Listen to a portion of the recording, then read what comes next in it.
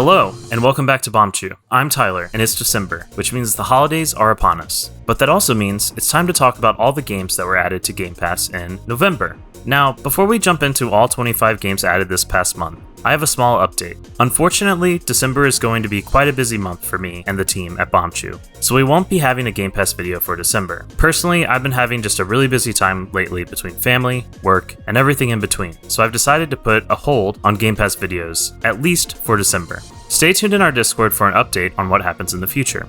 The good news is that there has already been so many great games announced for December that I can give you a quick impression of what I'm excited for. Stay tuned to the end of the video for that. Now let's see what these 25 games are and which ones were hit or miss. Holy day one launch games, Batman. This month had 11 games that came to Game Pass at launch. A lot of these were games that I was really looking forward to playing, and some surprises too. One game that I wasn't crazy about, that I should just get out of the way now, is Football Manager 2022. This game had a special Xbox edition release alongside the standard PC edition of the game. From what I can tell, the only difference is that the Xbox edition is catered towards a controller. I'm not going to lie, this game is not for me. Interest in soccer? Nope. Interest in managing anything? Definitely not. Is this a good installment in the series? It has very positive reviews on Steam, so I'm assuming yes. If this is something you are looking forward to, well, here it is. But if not, maybe try it out, but this one was not for me. While we are getting games out of the way, there are two more that I just wasn't a fan of. Deer Simulator is a game that is very similar to the popular Goat Simulator.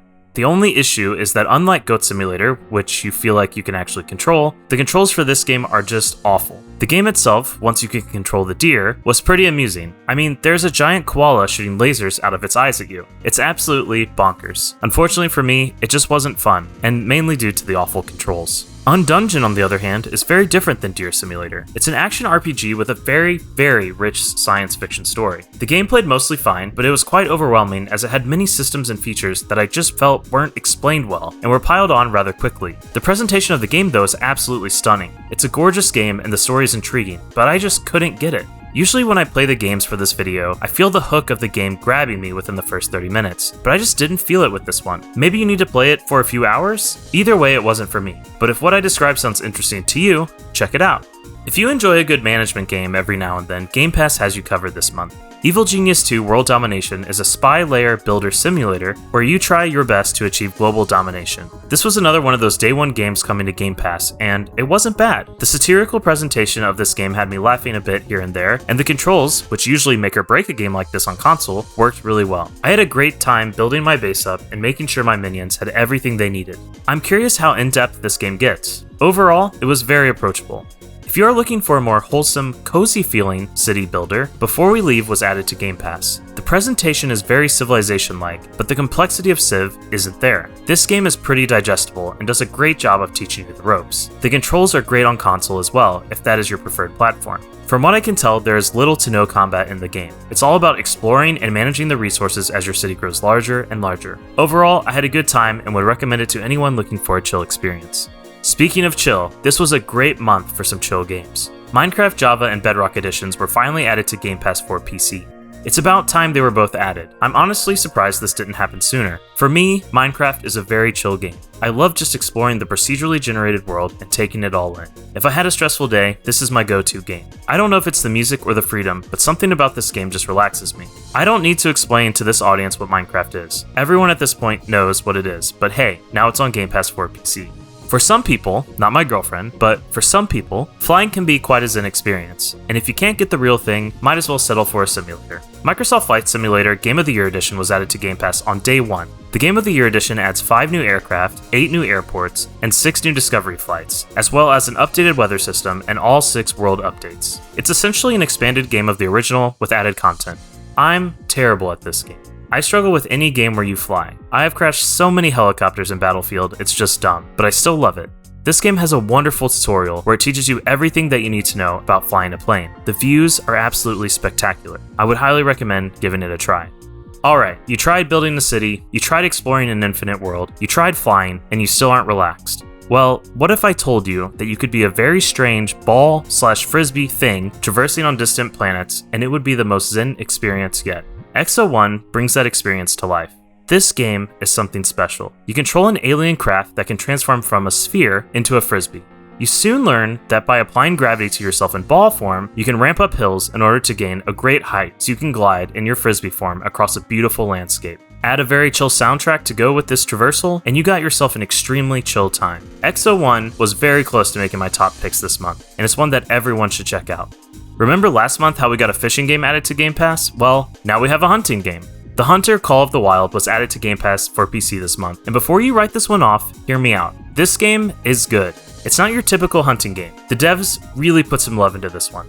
If you are a fan of open world games, I would recommend giving this game a go. It's a hunting game at its core, but it's also a game about exploring a region and just taking in nature. I honestly believe you could have a good time, just walking around and looking at the animals. That's how great this game is. Now, if you want the hunting aspects too, that's all there. It has a great weaponry selection, and you can even cruise around on an ATV. Oh yeah, and it has an 8-player co-op. Now, if you would like to be hunted instead, Generation Zero is here for you. Generation Zero is an open-world, apocalyptic, first-person game taking place in Sweden where robots have taken over. In this game, you will seek out materials to build up an arsenal so that you can take on these robots. The robots are not easy either. There are some super big and scary ones out there. I'm not quite sure where the story is going yet, but the gameplay is really solid and it looks really pretty.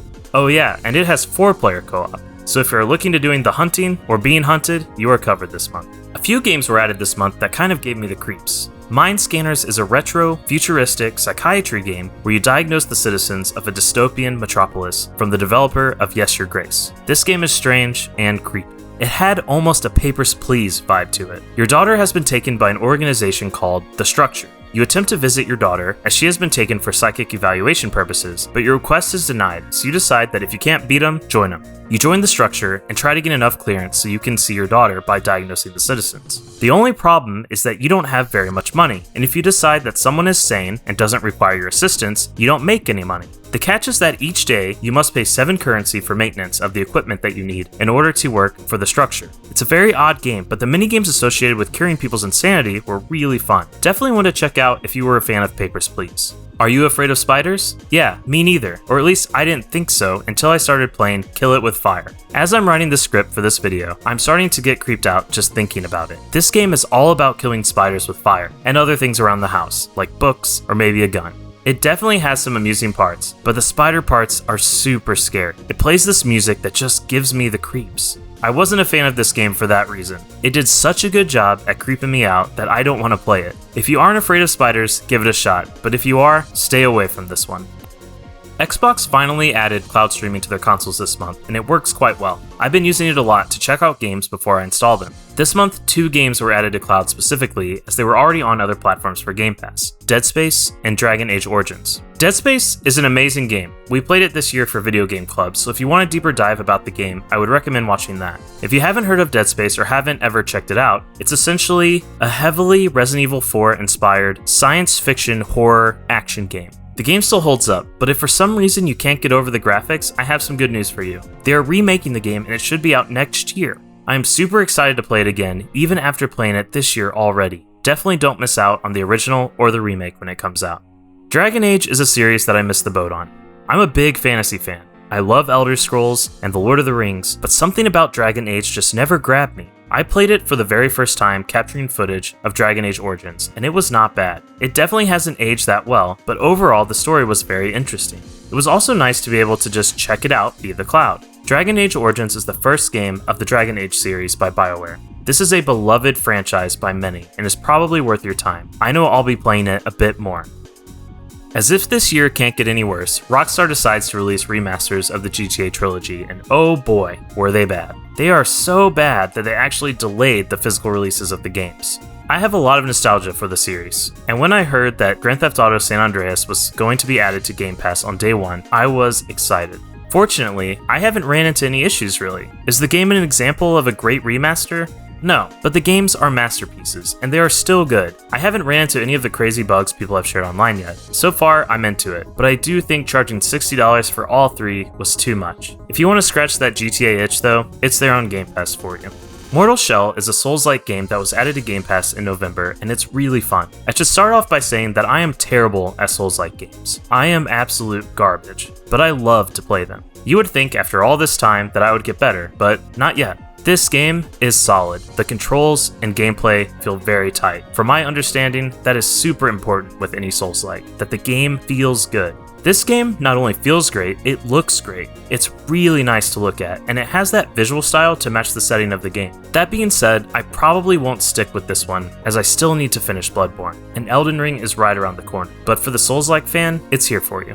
You may have noticed that Game Pass has been adding a lot of games that have already been included in Humble Bundles, and with the partnership announced a couple months ago, this is only going to increase. Lucky for me, Bombchu has already played these games before. So let's hear from Andron and Austin about Fate Tactics, One Step from Eden, and my friend Pedro.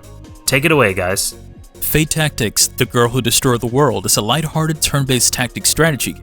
Just to get it out of the way, if you're not a fan of games like Disgaea, you probably won't enjoy this game either. The story starts by explaining how the current state of the world came to be following collapse in dimensions, which has left Fae and humans now living side by side. You take on the role of Peony, a human girl who can cast magic, which is apparently extremely rare. Right off the bat, the game caught my interest with a soundtrack that harkened back to one of my favorite JRPG series, Wild Arms. The visual style also captured the old-school Disgaea look and was pleasant to say the least. Those are just icing on the cake, as any good tactics strategy game only ever needs to have one thing done well to succeed: combat. Luckily, Fate Tactics delivers on this front. As I mentioned, it's very much like Disgaea, where you move your army around a grid with various hazards on the field, and need to plan on not just your movement, but how to position your characters to give them the best chance of dealing damage. Melee units will be able to combo with others attacking from adjacent angle, the only units who gain XP are those who deal damage and defeat enemies, and of course, there are some flashy super moves to make encounters more exciting. Combat is well done and could be easily played with a controller, but what made the game stand out, even early on, were the passive abilities. Each unit of Fate Tactics have different passive abilities that are focused on terrain movement and doing specific actions in combat rather than a chance to dodge, etc. For example, the two pets you start with are a dog and a little water bird. When the dog gets a final hit on an enemy, it uses the skill Devour, which restores some of its health. This can make or break certain battles, as if it's being bullied, leaving last hits for your dog can ensure it survives way longer than it should. In contrast, the water bird doesn't really have super last hit abilities like Devour, but it can swim in water. Early on, I found myself staring at a really annoying map trying to reach the faraway enemies, and remembered my bird can move through water unlike my other units. This let me flank the enemy without disrupting my other landlocked units along the way. From there, the combat just gets deeper and deeper, with traits you can respec whenever you wish, tons of units to recruit, and equipment to really change up how leader units work. I really do love games like this, but recognize it's more of a niche fit. If you enjoy games that make you think out every turn and have a focus on collecting and optimizing lots of different characters, this is definitely a game for you to check out. One Step from Eden is a deck-building roguelite, but it's action-oriented and takes place on a grid. I played through a chunk of this back in a past Humble Bundle review, so I've copied some of my description from there. If you're familiar with the Mega Man Battle Network series, you'll immediately notice some big similarities. Your cards are loaded in at random and attached to your A and B buttons. You have to have enough mana to use any given card, and mana regenerates over time. If you're low on mana, you can hold down your attack button to do a free weak attack as much as you want in order to get a little extra damage in while you wait for your mana to come back. When you use up your cards, you hit a button to reshuffle your deck and keep going till you or your opponents are all dead. Afterwards, you'll earn experience and pick a reward. You can play around on the field to practice using whatever new card you got, and when you're ready, you get to go down a branching path in the style of Slay the Spire, with all the paths eventually leading to the boss. It's pretty fun, but it's very hectic. My first time trying this game, I had a really hard time keeping up with the action while also paying attention to what random abilities had been attached to my buttons at the moment. However, when I picked it up again, I don't know if it got updates to slow things down, or if I was just more used to the game, but I had much less of a struggle. I still kinda got my butt handed to me, but bosses were way more fun, with attacks that were satisfying to dodge or deal with in other ways, and I was a lot more conscious of what my attacks were, where they were going to land, and how best to use them. Oh, and there's co-op and PvP modes, which sound fun to try out. So yeah, after my first try, I didn't think I'd ever want to return to this one, but I have very much changed my mind. I had a lot of fun here. My Friend Pedro is a side-scrolling shooter ballet from publisher Devolver Digital. What makes this one special is that you can enter slow motion, and individually control guns at each arm while you create your own violent little work of art. Levels are built for you to get creative and stylish with your kills, so make it bloody, make it flashy, and have a ton of fun. This one's pretty short, only running 3 to 4 hours from start to finish, so it's a great fit for Game Pass, where you might sometimes feel like there are too many games to complete and not enough time to get to them all before they leave. That said, there is a lot of replay value to go back and see how much better you can do in each level, or experiment with new and interesting ways of killing bad guys. If you like action games at all, give My Friend Pedro a play. Now it's time for Tyler's top picks, brought to you by me, Tyler. These are in no particular order, but are just games that really stood out to me, and that I think everyone should give a chance to. Usually the 5th installment of a racing game isn't something that people would be super excited about, or even would review well, as by now the series fatigue would have kicked in, but Forza Horizon 5 is brilliant. This isn't a racing game either, this is a driving game. This game is all about having fun, driving around a gorgeous landscape, listening to great music, and just having a blast. This game is so flexible though, that if you want to fine-tune your car and make it more of a simulation, that is also there for you. I'm not a huge car person, or racing fan really. I grew up playing Need for Speed and Burnout, but I never got into Forza or Gran Turismo. But this game is just something special. The cars are great. The location of Mexico is absolutely beautiful. I honestly was thinking about planning a vacation in Mexico after just an hour with this game. Playground did a great job with this one, and I recommend everyone try it out.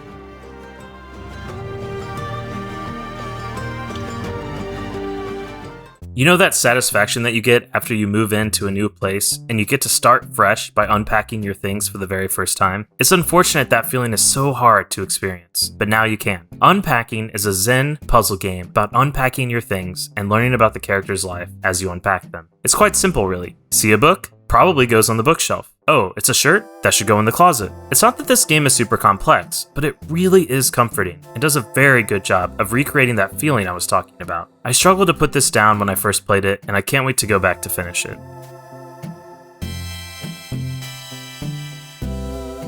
It takes two, baby. It takes two, baby. Me and you. It Takes Two is the next co-op mandated game from Hazelight, following the successful A Way Out. Similar to A Way Out, it only requires one person to own the game in order to play it co-op, which is such a smart move by Hazelight. So consumer friendly, I'm surprised EA lets them get away with it.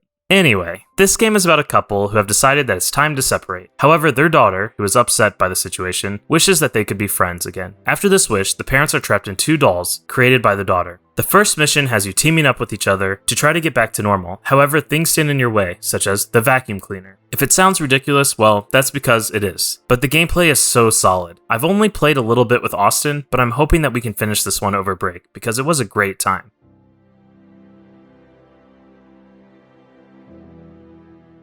This next one took me by surprise. Next Space Rebels is a very unique game. You play as someone who is quite the fan of rocketry and wants to make a YouTube channel called StarTube about your hobby of making model rockets. You start with a very limited set of parts, but over time it grows to include things like trash and toys. Add in the FMV cutscenes, and you got a very strange game. Don't let that scare you away though. This game is a blast. Get it? But seriously, it's really fun. The magic of how a very simple drawing of a rocket model gets turned into something that you can launch is mind-boggling to me. And the scenes that you film for your StarTube channel look so real. I'm interested to see where this one goes and will definitely be playing more of this. Please check this one out.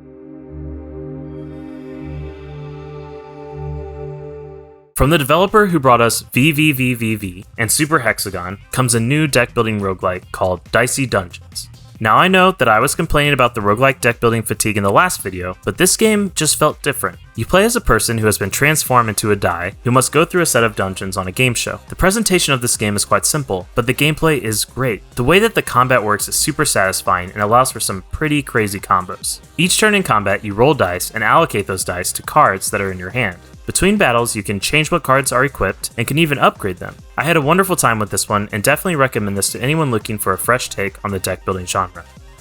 Well, that's it. That was an overview of Game Pass for November.